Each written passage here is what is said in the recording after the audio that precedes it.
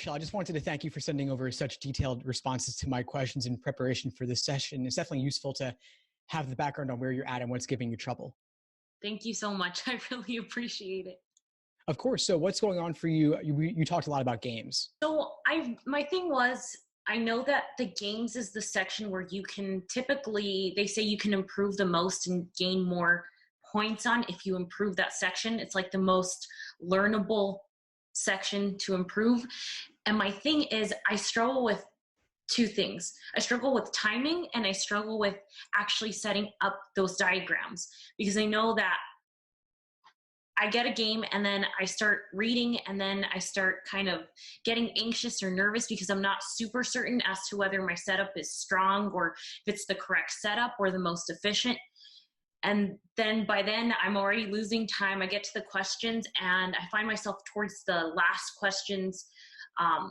I'm either doing the first ones all the way correctly, and when I hit the third or fourth game, not having time, or I'm just guessing. That's a very common situation to be in. Games are tough. They are the most learnable, but they're also the hardest at first. What you major in college?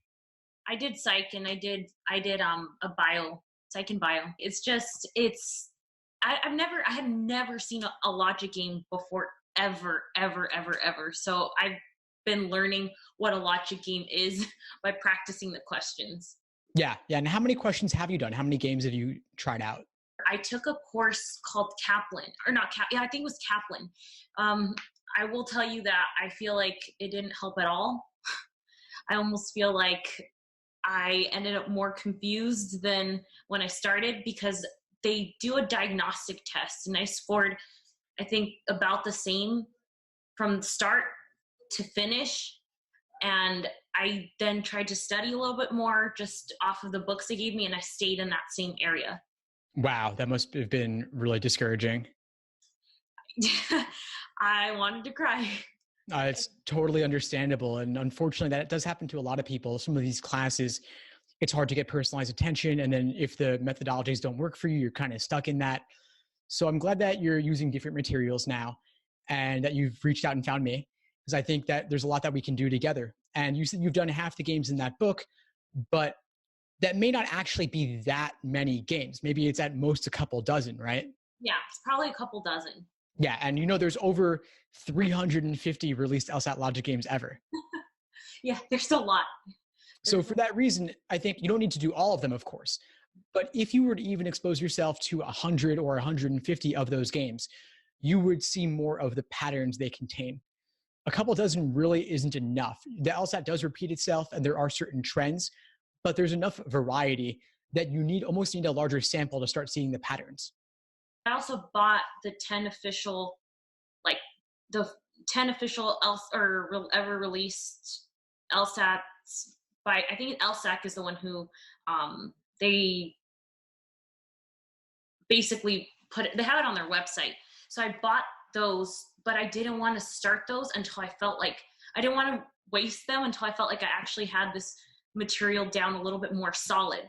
So my plan, you can totally help me, because I read some of your emails where you talk about creating a study plan, manageable one. What I've been doing is I said, okay, so I'm going to forget whatever I learned in Kaplan, and I'm going to start start fresh, because clearly that's not working. My other thing was to start just drilling in those practice tests, like 1 to 2 per week. But I don't know. I'm not the expert, and you have a lot of great tips on your email, so I don't know if you have any suggestions for me. Well, that's really nice of you to say, Michelle. I'm glad that you found the emails helpful. I'd say that any LSAT textbook is only going to have so many games in it, because there are high licensing fees associated with reusing the LSAT questions in a different book. So I'm glad that you got the actual official book of 10 exams. And yeah, you're right that if you were to just have one book of 10 exams and go through all those problems now, you wouldn't have that much available to do later timed. But what if you were to get a few books of 10 exams?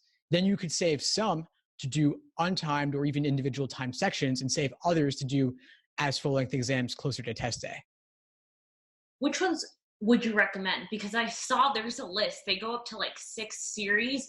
So there's a ton. There's up there, and I'm pretty sure there's a lot of previously released, I just can't remember the exact number of released LSAT or LSAT exams that they call now for practice. I'm assuming that I don't know what that number is really. Like which ones are the best ones to leave for, once I feel like the material's solid, and which ones to utilize as practice to study with. This is actually a particular interest of mine. So I'm glad that you raised this question. One of my favorite things to do, and one of the most popular things I have, are my LSAT study schedules. As you said, I have some emails about them as well, but basically I break it down so that I'm telling you, read these pages in this LSAT textbook, complete, then read these articles on my site that break it down more simply, then complete these exact practice problems. And so you're wondering, well, which practice problems should I do? And so I tell you in the schedules, so you can check it out for all the details. But to summarize it, I'll say, if you're taking the LSAT, in June or July? The goal would be July, but I am also scared because the format's changing, so it's different than what I'm practicing. And that was actually another question I had for you, because up until recently, I heard, I decided I was going to, when I was going to take the LSAT, I'm like, okay, now it's going digital. When we were in the classroom, and I was like, from what I knew, it was always going to be written. So at this point, I think that's a second component I need to also prepare for. Yeah, definitely. Great question. We'll get to both of those. So the first part is you're taking in July. That means you've got about 3.5 months. So you have enough time to do a couple dozen exams. I'd say start with exams 52 to 61 to build your foundation untimed. Then you could do 62 to 71 and 72 to 81 and then 82 to 86. And so 52 to 61, you do those untimed, building your foundation, doing questions by type.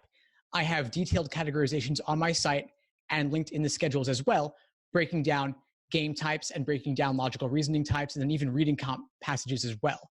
And the schedules are not just to say, do ordering games, then grouping games, then combination games. I get into even more depth where I'm saying, do the easy ordering games, then the moderate difficulty ordering games, then the most difficult ordering games, then do the easiest grouping games, moderate grouping, and so on. So breaking down bit by bit, step by step. Then you have exams in the 60s and 70s and 80s to do timed. And I would suggest don't do all of them in a row, of course. It's way too many, and you don't have enough time. But also, you want to save some of those newest ones to do in the event that you have to do a retake. Okay. Because a lot of times students will just do everything in the 70s and 80s and then have, let's say they want to retake, as more and more people are doing all the time, but they've already used up everything recent. So maybe out of 60s, 70s, 80s, do only the even numbered ones or only the odd numbered ones. And that way you're saving at least 5 to 10 of those newer exams to do for a retake if you want to go for one in September, October, November. And retaking is more common than ever. And I actually recommend it typically because let's say that your true aptitude is around, let's say, a 155 or a 160, just to make something up. There's a margin of error of 3 points on either end, meaning that if, let's say, you score at your perfect average or even a few points below, just through blind luck, you could do 3 to 4 points better, or maybe even 6 points better, with nothing else in your understanding changing. But obviously, even just a point or two more can make a big difference in your admissions chances. And I actually, what's interesting? I read something that I think you talk about too. I read them in the morning. So I read your emails in the mornings. And it was like this frustration because you have these goal scores and you can increase by a certain amount of points. And then my concern is my goal is so far off of what I'm at. You know what I mean? I want to set a realistic thing for myself, but I also have a goal. I'm pretty sure every kid or every student has this where they're like, okay, I have this dream school that I want to get into. So I don't know how realistic it is to aim for that dream score given my current score. I'm practiced my initial diagnostic and I've been consistent about 145, 146.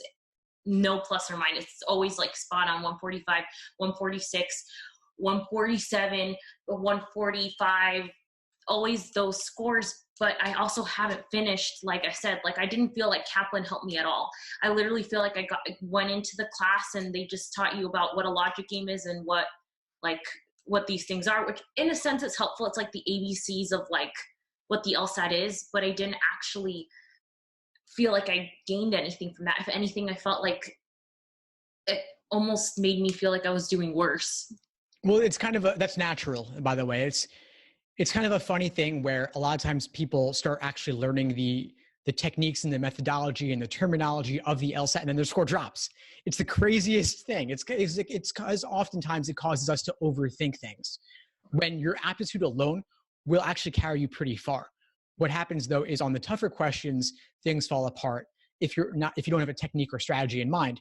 And then there's also the fact that you might have conflicting methodologies if you're using multiple systems, so you're not really sure how to go about it. And then there's the other thing where maybe untimed, you could do pretty well, but when you introduce the timing, things fall apart. Does that happen to you? Oh, that happens a lot. So like when I do the untimed logic games, I pretty much get most of them, if not like all of them right. Maybe I miss one when it's untimed, but it takes too long. I mean, I know that realistically you get like 8 minutes per game. And I know, or 8.5 minutes per game, but it takes me like 15 minutes per game right now. And that's 15 times 4. That's like an hour. I have to cut it by half hardcore. Of course. But the good news is that you do have time. And you said, how far can I improve in a certain period of time? Well, as we're talking now, you've got 3.5 months till July. And that is plenty of time, given that you're not starting from scratch. You already have some foundation. And especially since you haven't really improved at all yet, even though you did Kaplan, that means that there is plenty of room. Okay. Everybody improves somewhat just through gaining familiarity with the exam. So my guess here is, and tell me if I'm wrong, that maybe there's a certain degree of overthinking and overcategorization going on with this stuff. I definitely agree. I definitely agree. And that's why I've been approaching this when I'm like, okay, nothing's working from that system. I'm throwing it away. I'm not using any of it. I'm starting from scratch. Like if I was learning a new language, like you said, I'm kind of curious. I would like to do that, where you structure your schedules and you practice based on, the question type, because that way you're practicing in one area and you're getting better in that area before going to the next one, or just kind of building up. There's more structure to that, which I feel like I don't have. Exactly. So I think that the key thing for you, given that you're self-studying, is get your hands on one of these day-by-day study plans where I really break it down bit by bit. And for you, I'd recommend getting the 4-month or the 5-month, even though there's only 3.5 months remaining, because you're not starting from the beginning necessarily. You've already done some work with the actual LSAT problems in the textbooks and such. So I'd say start off with that, start with the games portion, and it'll tell you exactly how to incorporate additional practice problems to supplement what you've got in the textbook. And so maybe you want to do a couple dozen games of each type before moving on to the next type to really solidify your understanding. And that way, because there's 3 phases. There's accuracy, untimed. Then there's pacing with individual sections. And then there's endurance with the full-on 5-section exams. Yeah.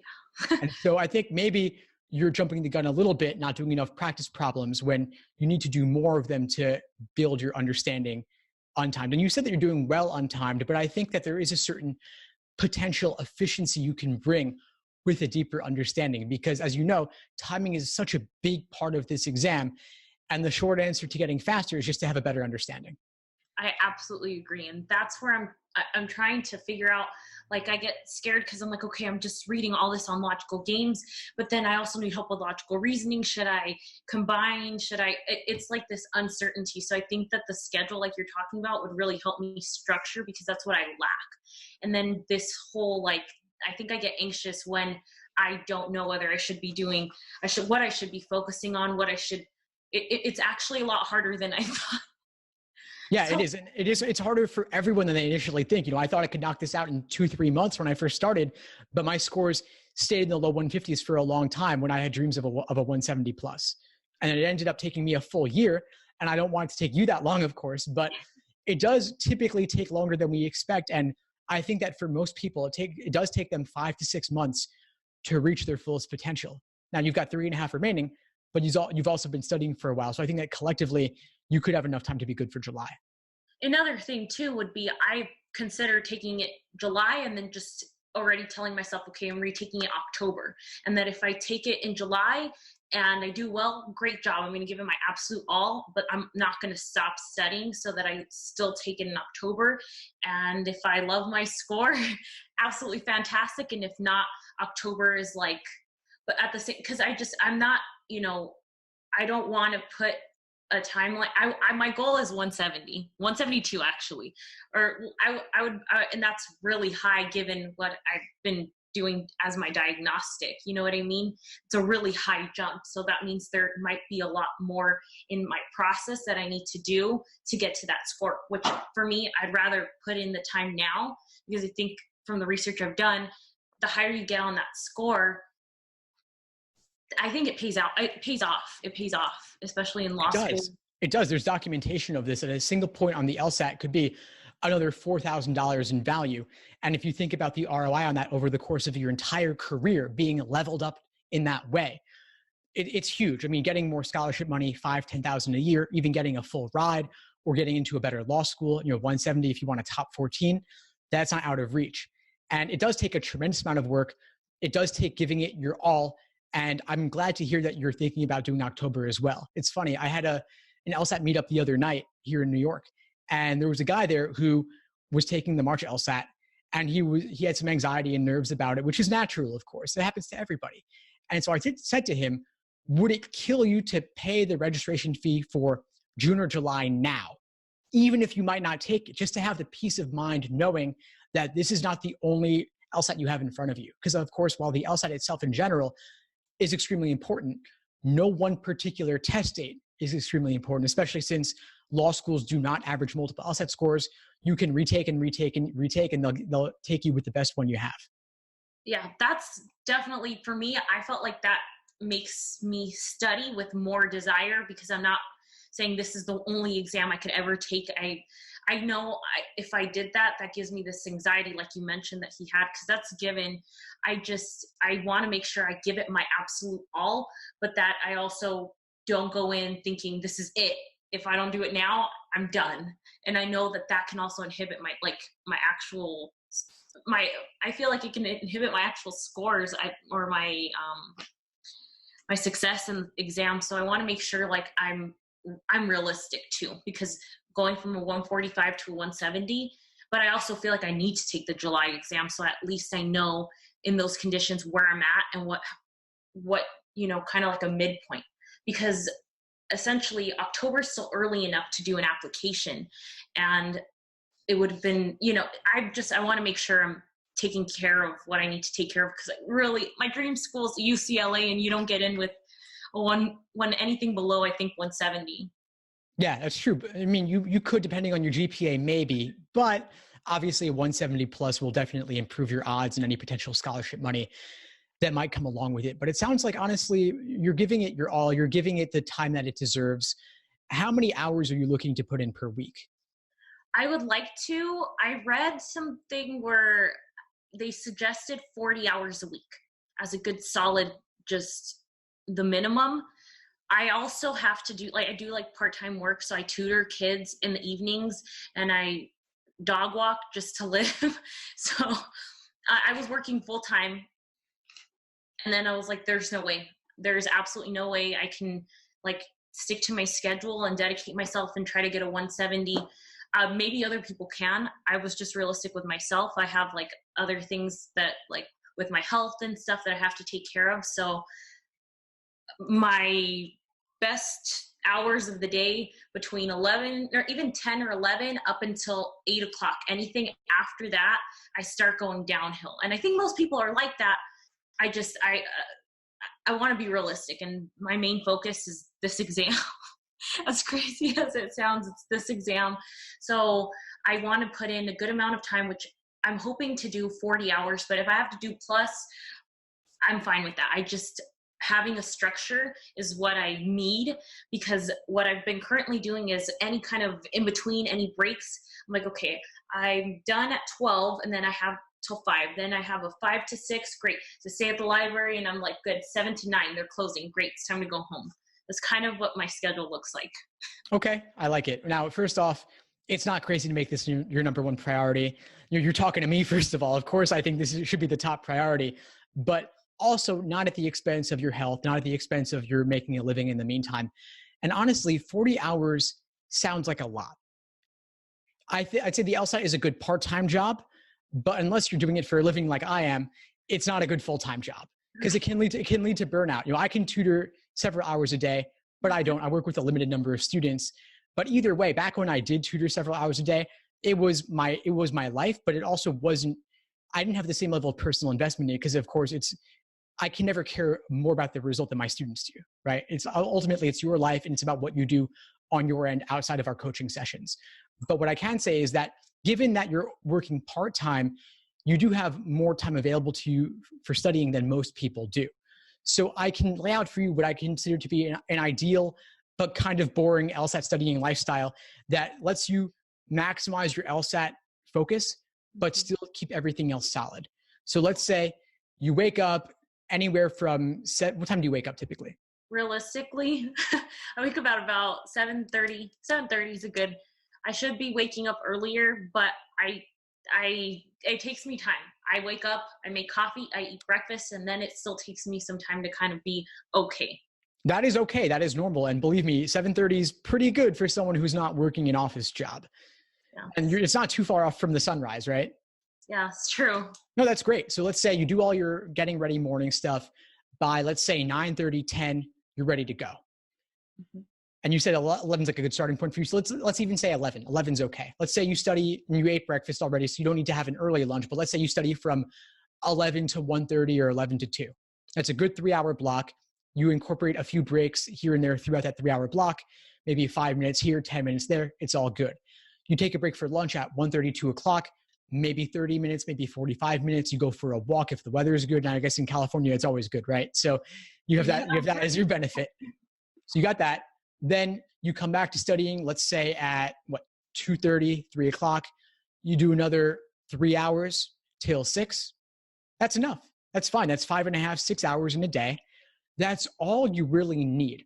Any more than that could lead to burnout, especially if you're doing this 5 or more days per week. I would also definitely recommend incorporating some off days. Typically in my schedules, I'll include 2 off days per week, maybe sometimes 3, especially when you're doing full-length exams. And then in the evening, you have dinner, you see friends and family, you relax, you watch some TV, you take a hot bath, it's all good. You wake up the next day and restart. And what does your studying involve? Those 3 phases: accuracy, untimed, pacing, individual sections, then endurance. You also, of course, want to incorporate review of weak areas, review of every exam and section that you do. Oh, I like that. I started making a mistake journal. That's the only thing that I got out of Kaplan. The instructor, I went to her and I asked her, I was like, hey, so when you took it, what did you do? And she's like, I didn't take Kaplan. So her first answer was like, I didn't take Kaplan, but I did make a mistake journal. So, I mean, that might help. That way you're able to see what your mistakes. And that was another question I had. I know we have like 5 minutes, but I feel like when I get into Kaplan, when I get into my mistake journal, I don't know how much is too in depth with like writing up, because it's a lot of time that I'm putting into like for like a question that's a mistake. But then at the same time, what's too much? Like, is there no such thing as too much because I got it wrong and I really need to get it? That's an excellent question. I'm glad you raised it, because the review process is really the most important aspect of studying, and it's too often overlooked. Now, mistake journal is great, but I'd go beyond that. Not just your mistakes, but everything that gives you trouble, everything you have difficulty with, anything at all that you're confused by. So the mistakes are, I think of them as what you got wrong. But then there are also the questions where you were oftentimes down to 2 and you guess, and you only focus on the ones you got wrong, but there's still all those other ones you got right and you just got lucky.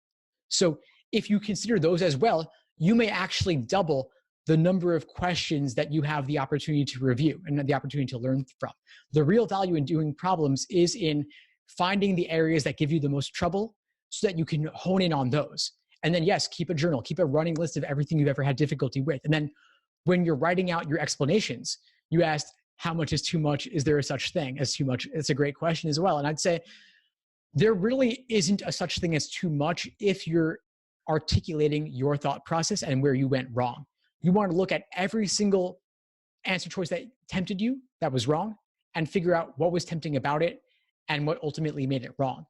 And then on the flip side, for the right answer choice, what pushed you away from it? What discouraged you from it? But what ultimately makes it right? And then, of course, if your issue was with the stimulus and not with the question stem, not with the answer choices, or maybe with the question stem instead, you want to look at what in the stimulus was confusing. How did they increase the difficulty level of what was happening in the stimulus? Or maybe if the question stem was worded in an unfamiliar or confusing way, what was the key word or key phrase in that question stem that you misunderstood? And how does it actually relate to a more familiar question stem type? It's a good observation. I did not think of that like that. So I really appreciate that. That's a great tip. Yeah, of course. This is what I would recommend for pretty much anybody who's looking to learn from their mistakes, which is really, I think, again, the most important aspect of your prep. Now, obviously, if you write out your own thought process for every single question you ever have trouble with, that'll take forever, especially if you're getting a lot of questions wrong or having trouble with a lot of questions. And so what I would say is maybe pick a handful of the most difficult questions giving you trouble and focusing on those. Okay. And at the same time, maybe you want to reduce the number of questions you're completing so that you can review in more depth. A lot of times students will do 2-3 timed exams a week worth of material, and there's not really enough time to do all those exams and to review them all in sufficient depth and work on your weak areas and review foundational materials. It becomes too much, even if you're looking to do 40 hours a week. And again, based on what I laid out for you, I think that 6 hours a day, 5 days a week, with some breaks in the middle if possible, is the most I would recommend. And so if that requires doing fewer exams, fewer practice problems, that's totally fine.